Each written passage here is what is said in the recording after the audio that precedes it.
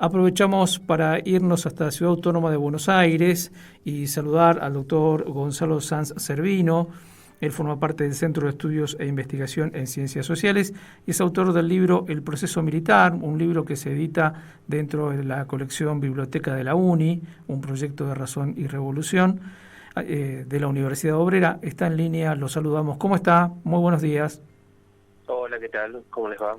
Gonzalo, bueno, hablemos un poco de tu trabajo, ¿no? De este trabajo que imagino habrá tenido también mucho revisión de documentos, pero también de la necesidad de volver a poner en discusión el tema de este proceso y de sus actores. Contanos un poco.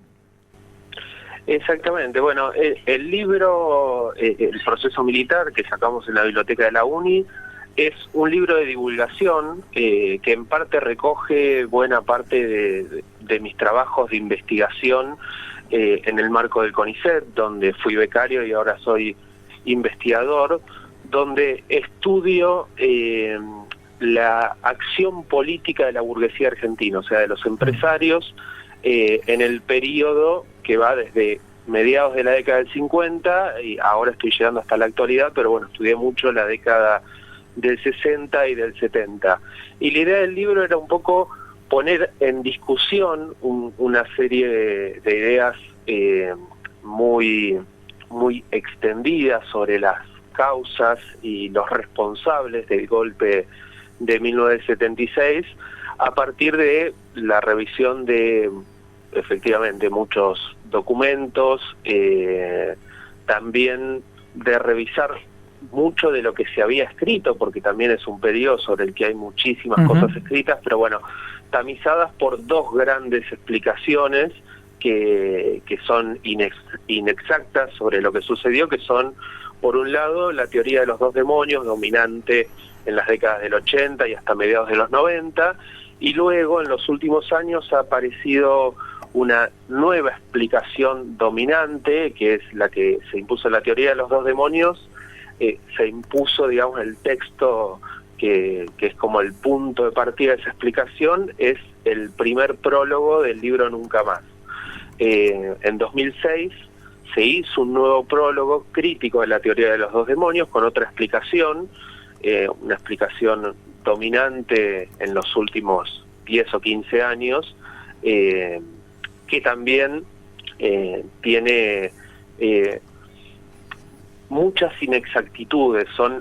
Yo repaso en el libro estas dos explicaciones y digo que son dos explicaciones interesadas porque ocultan buena parte de los responsables del golpe militar de 1976. Hablemos de esos ocultamientos y también se menciona la serie de documentos desclasificados de la inteligencia de Estados Unidos.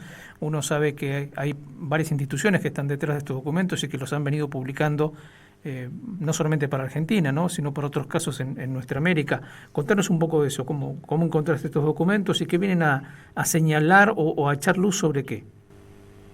Bueno, los documentos se han ido desclasificando desde mediados de los 90, y una política del gobierno de Estados Unidos de ir dando a la luz documentos secretos. En su momento fueron documentos secretos. En la mayoría de estos documentos se trata de documentación generada por la Embajada de Estados Unidos en Buenos Aires, en donde cuentan, bueno, el embajador de Estados Unidos tenía mucho contacto con los actores políticos, militares, en la coyuntura previa al golpe, posterior al golpe, también con sectores de la Iglesia Católica, y a partir de estos partes, que son uno de los documentos que se trabaja en el libro, uno puede ver, digamos, hasta qué punto ciertos actores locales de los partidos políticos, de la Iglesia Católica, y sobre todo el mundo empresario de la burguesía, no solo estaban al tanto del golpe, sino tuvieron una participación muy clara en impulsar el golpe de Estado, que no es solamente un golpe de Estado, es golpe de Estado altamente represivo que puso en marcha un plan de represión sistemático que derivó en el asesinato y la desaparición de miles de habitantes del país.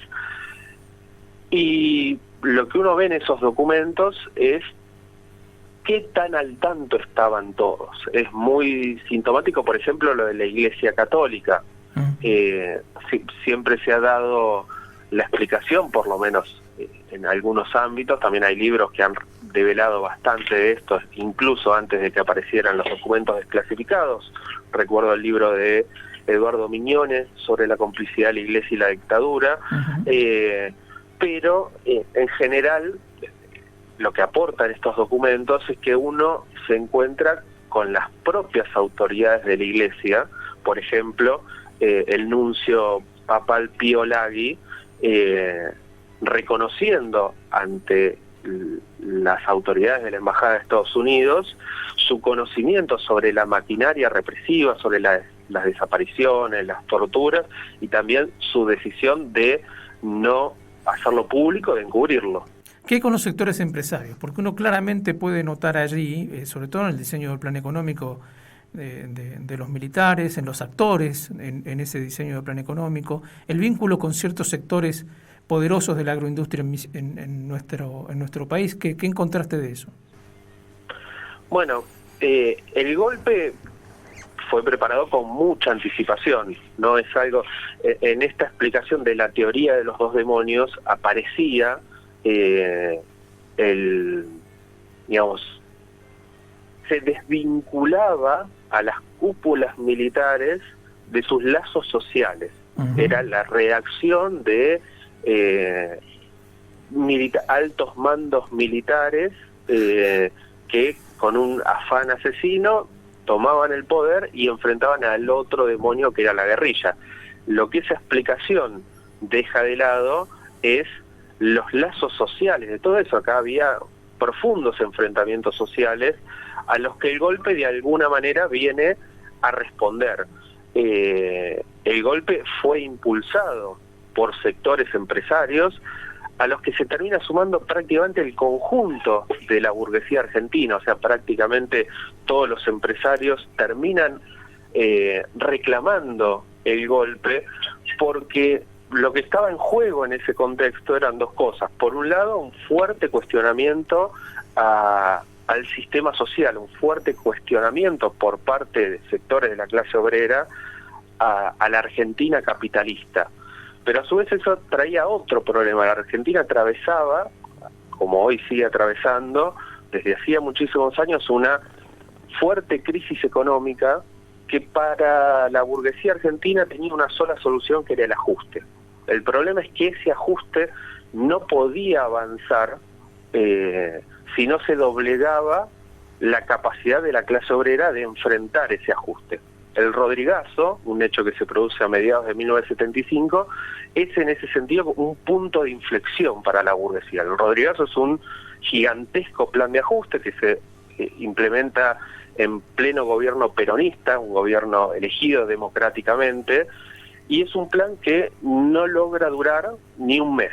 Y no dura un mes por la movilización de los trabajadores, que iban a ser la variable de ajuste, que se movilizan para enfrentarlo. Termina con la renuncia de Celestino Rodrigo, de quien del sector del gobierno que lo apañaba, que es básicamente el sector de López Rega, la AAA. Claro. Y en ese momento los empresarios claramente, por las acciones que uno pudo construir posteriormente, sacan la conclusión de que si no se doblegaba el movimiento obrero, no se iban a poder hacer los ajustes que eran necesarios para relanzar la acumulación de capital en la Argentina. Entonces uno, a partir de la segunda mitad de 1975, empieza a ver movimientos en el sector empresario muy claros. Por ejemplo, la creación de la Asamblea Permanente de Entidades Gremiales Empresarias, APG, un ente muy poco conocido que reúne, por ejemplo, a la sociedad rural, a sectores de la cúpula de la Unión Industrial Argentina. Otro organismo bastante oculto, el Consejo Empresario Argentino, que reunía a los 30 empresarios más poderosos de la Argentina, estaba presidido en 1975 precisamente por Martínez Dios, quien después va a ser ministro del golpe. Y ese grupo empresario empieza, por un lado, a actuar a la luz pública, se hacen durante 1975 varios paros agrarios, algunos de 19, 20 días.